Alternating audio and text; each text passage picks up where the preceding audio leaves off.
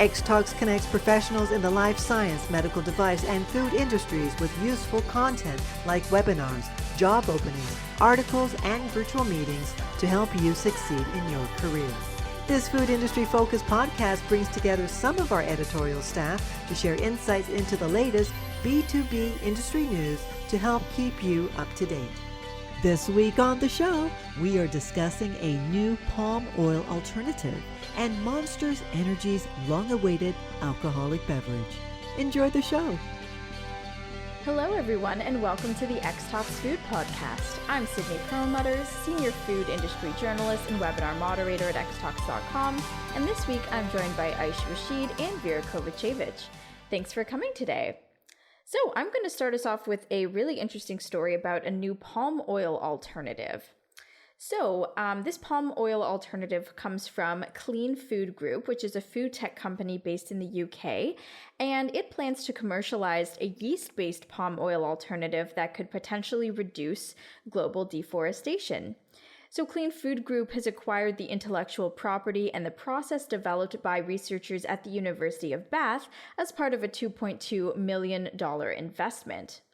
So the development process began in 2016 at the University of Bath, where Professor Christopher Chuck had been working on a project using unique fermentation processes to develop a palm oil substitute from lignocellulosic waste.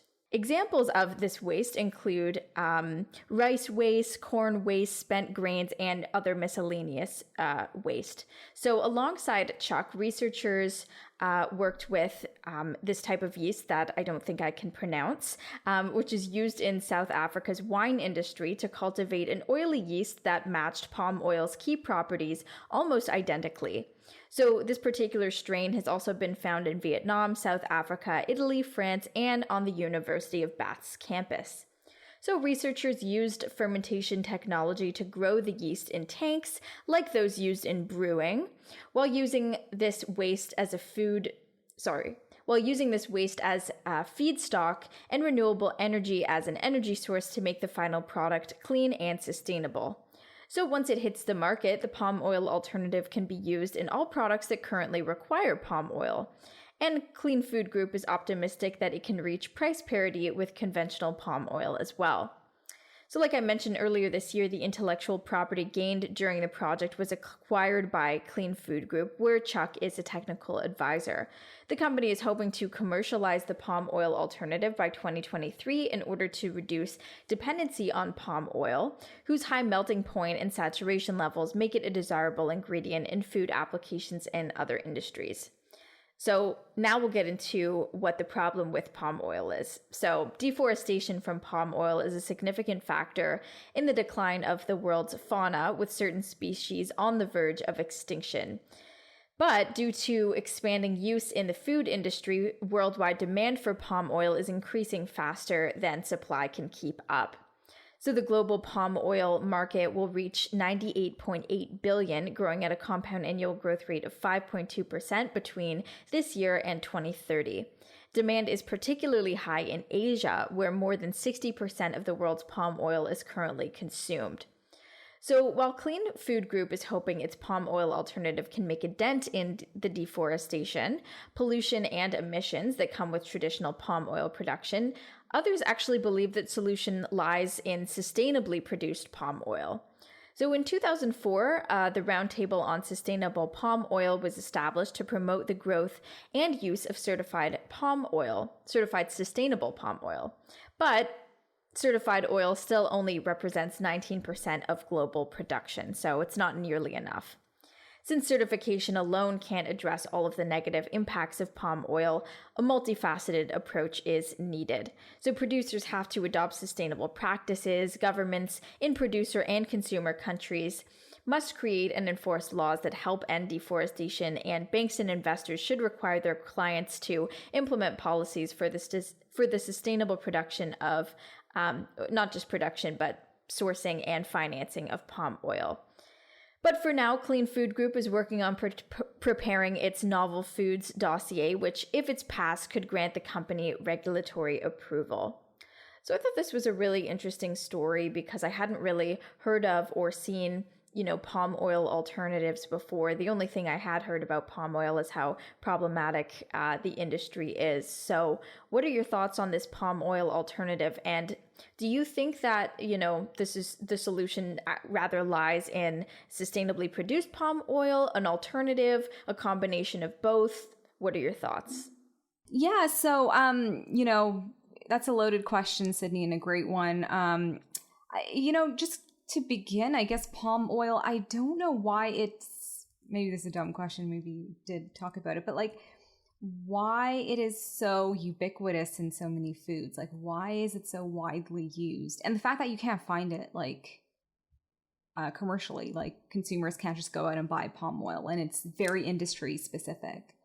Yes, that's a very good point. You're totally right. You definitely can't find it next to the olive oil or vegetable oil, even in the grocery store. And it's used on, in the back end of food production. And what makes it so good in food is that it has like a high melting point, as well as saturation levels that make it, a really desirable ingredient in not just food applications, but also like cosmetics and other industries as well.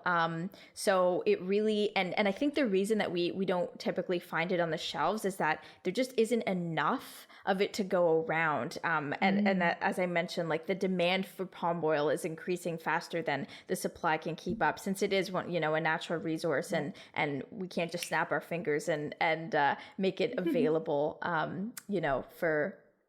for consumption in home cooking and things like that. So it's one of those sort of holy grail ingredients. Well, it seems that way, but then, the impact on the environment is just not, it's not as desirable.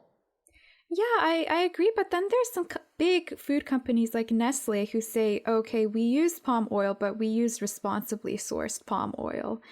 Right. And then they say that most of their palm oil is assessed as deforestation free. And not only that, Nestle says, they even use satellite technology to like track like land use across huge areas, or, they verify it's deforestation free. And then they also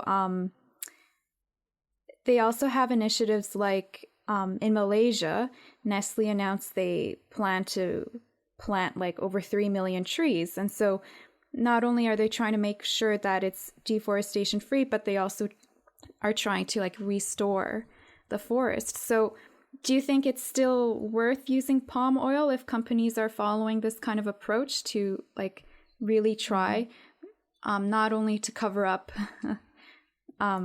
their use of palm oil, but also like other initiatives like plant more trees, etc.? Yeah, I think to answer like my initial question, I think really a multifaceted approach is the best way, because and I sort of in my head I've just been comparing that to just meat consumption as well. We're never going to stop people from eating meat. But what we can do is encourage people to, sometimes have plant-based meat, or sometimes just not eat meat, and sometimes eat meat. Because, and that's kind of the same with palm oil. It's an ingredient that we don't realize is in a lot of foods, but it is one of those, like, it has become an essential ingredient in a lot of food. So I think, the approach there is, now that we have an alternative, I assume that others will follow. So I would imagine many companies who are against the use of palm oil or can't get it sustainably will use an alternative. Others like Nestle will, use certified sustainable palm oil. And then maybe other companies will just not use it at all and try to find, different oil alternatives altogether.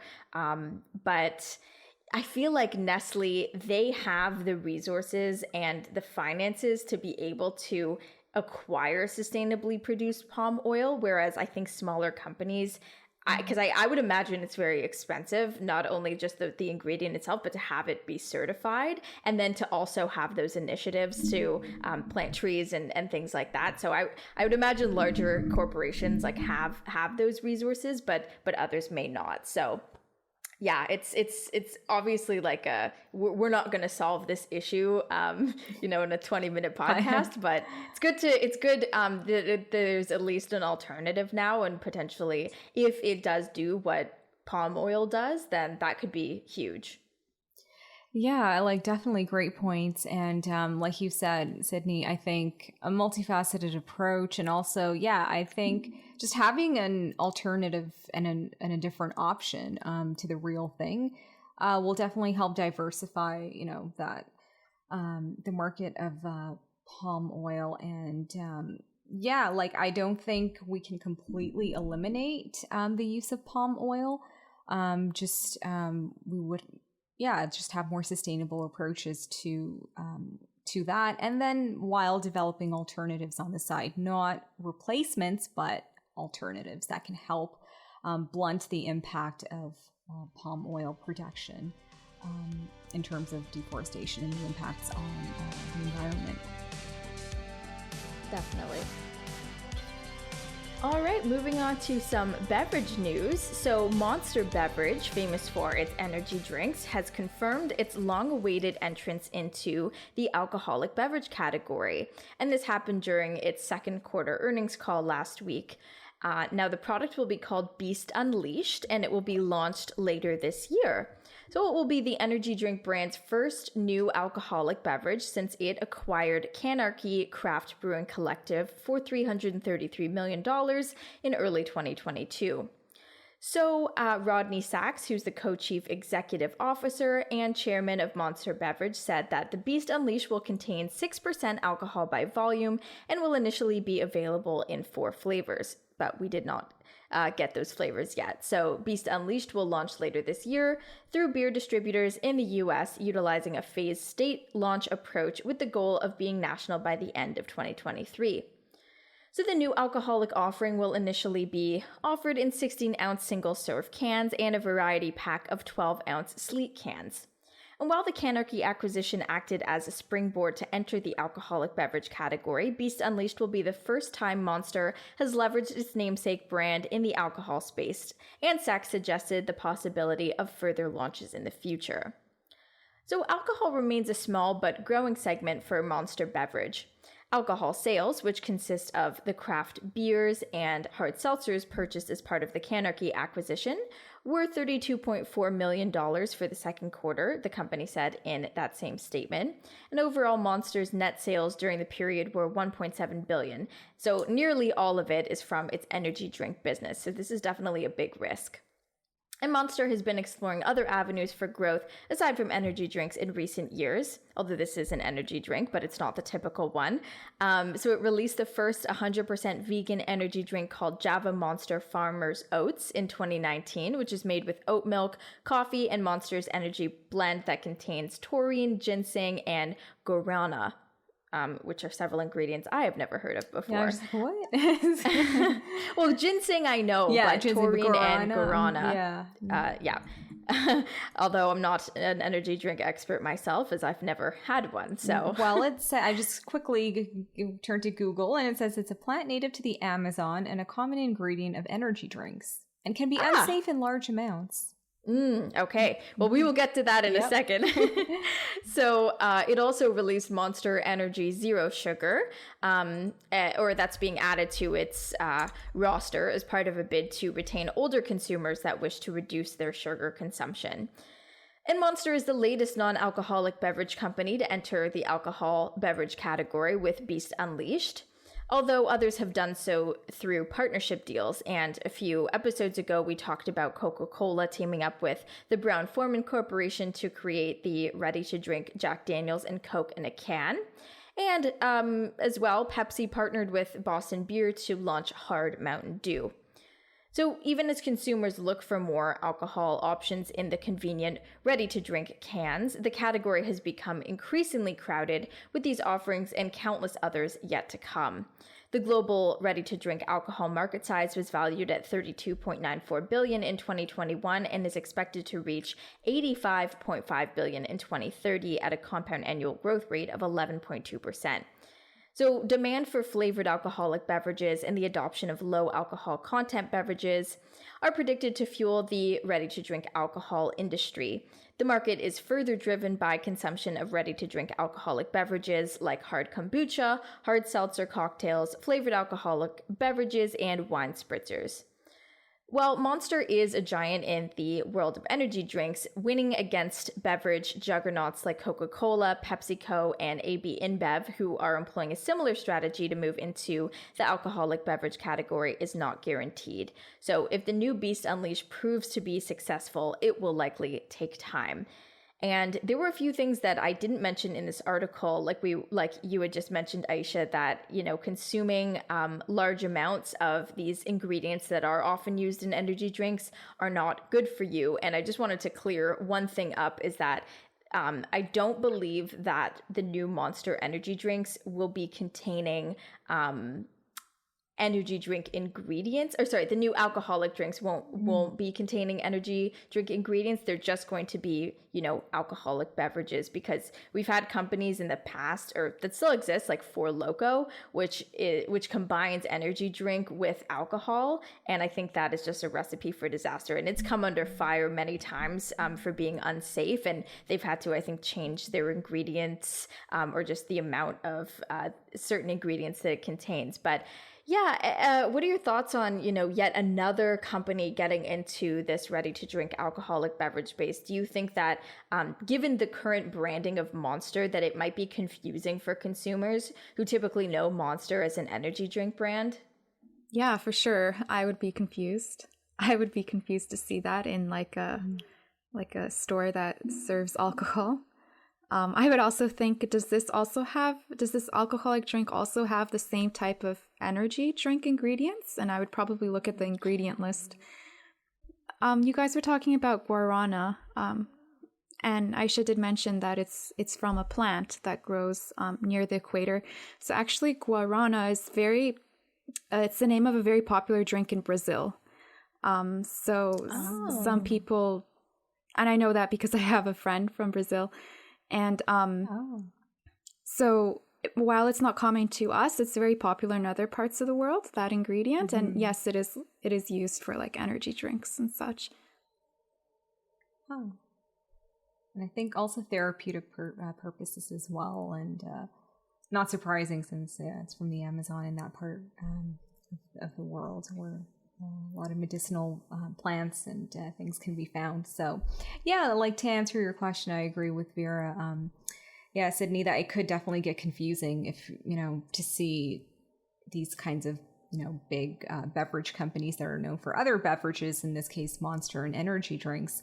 Now all of a sudden they have an alcoholic drink. So I think that could... it could pique interest on one hand, so people might, you know, be willing to try it at least, but so that could work in favor of the company. But yeah, definitely it could be a cause for confusion overall. But I think, yeah, it's very interesting to see overall this trend of a lot of these companies venturing into the alcohol side of beverages. But I think it's just a way, again, just to diversify their portfolios and just to cover all their bases, essentially.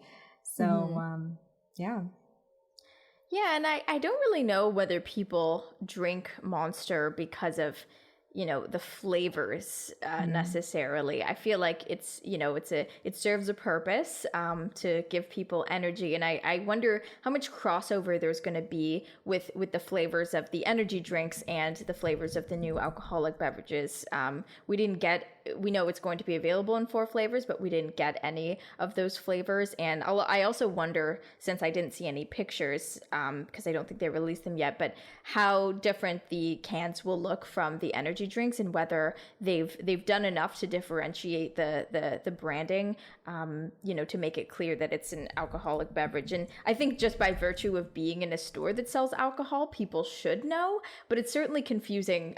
You know, it would be just as confusing if Red Bull released the same thing, like Red Bull alcohol, or like, you know, Rockstar, you know, alcohol. Like it would be just as confusing. So like I said in the beginning, like if it does find success, it's definitely going to take time. and they've got, they've got the distribution. They acquired this alcoholic beverage company, so they'll be able to, distribute the product in different phases. But the success is certainly not guaranteed, and they are taking a risk. But we do know that this market is massive, so I understand why they want to take part in it. All right, that's the end of this episode of the Xtalks Food Podcast. If you like today's show, don't forget to rate, review, and subscribe. Thanks, everyone, and see you next week. Bye. Bye. Bye. Thanks for listening to the Xtalks Food Industry Podcast. If you enjoyed our discussions today, please share the episode with your friends and colleagues, and be sure to subscribe in order to be notified when a new episode is released. To join in on the discussion, you can find Xtalks on social media. Email podcast@xtalks.com or comment on the articles directly. Links are in the show description. Take a moment to join our community at xtalks.com to get access to everything we have to offer, including webinars, job listings, virtual meetings, articles, and more.